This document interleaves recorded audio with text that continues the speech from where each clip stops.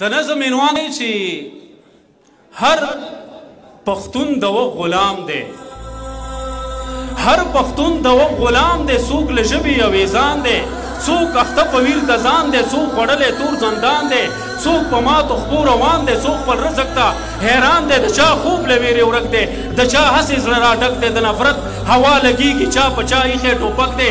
د دې ځمکې قتلګاه ته حق حیران پورته فلک دی، د تاریخ ملا یې تغمې شوه دا پرې چا کړی ګزار دی. ته به وایې که مارغه دی چې پښتون د نړۍ ښکار دی.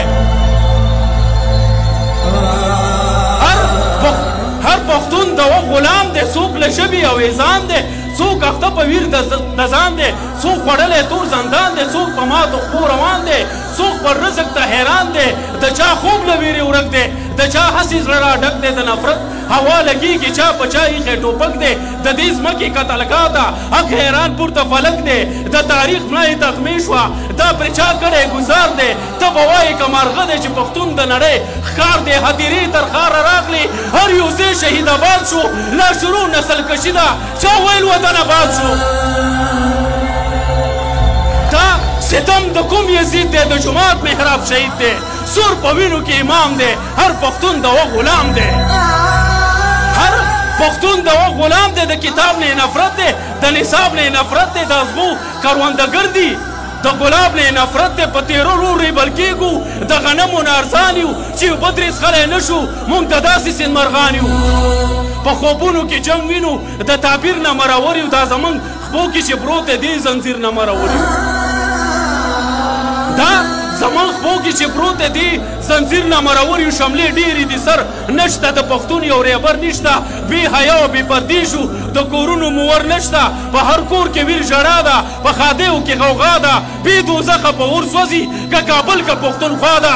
ړنګ او بنګ یې در او بام دی، هر پښتون د وخت غلام دی. هر پښتون د وخت غلام دی.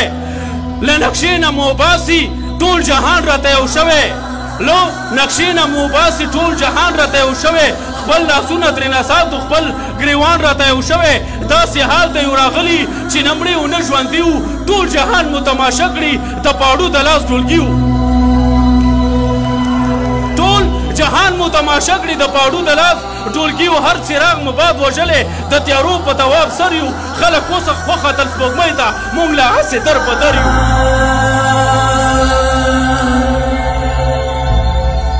څراغ مو باد وژلی د تیارو په تواب سر یو. خلک وختل سپوږمۍ ته موږ لا هسې در په در یو. لا دمه تر دې دمه خدای خلاص له جنګه نه شو، د نفرت په دې تیزابو دې نه زیات بدرنګه نه شو. چې څه وایو وژل کېږو، چې څه نه وایو ختمېږو. دا لا څرنګه نظام دی، هر پښتون د وخت غلام دی. هر پښتون د وخت غلام دی. خاموشي شوه راکې لنګ اخر شور یې را پیدا که چې بسرې مې له خولې زي داسې اور یې را پیدا که، چې بسرې مې له خولې زي داسې اور یې را پیدا که. د نفاق وینه مو خوري نور، ورځ تر برې را نړېږئ. د شعور نه ضد مدت دی، په رڼا ورځ را غورځېږي. یو منزل او یوه لار شئ، یوه خوله او یو اظهار شئ. د یو بل ګریوان را ټول کئ، د یو ستنه د بل تار شئ. که نیزمه باچا خان ته، که نیزمه میرویس خان ته، که نیزمه ابدالي ته، که نیزمه خوشحال خان ته، حال به وایم هغه ته، که نیزمه بیټ نیکه ته چې پښتون لاړه تباه شو. نه د دین نه د دنیا شو، چې پښتون لاړه تباه شو. نه د دین نه د دنیا شو. د باقر روستی پیغام دی، هر پښتون د وخت غلام دی.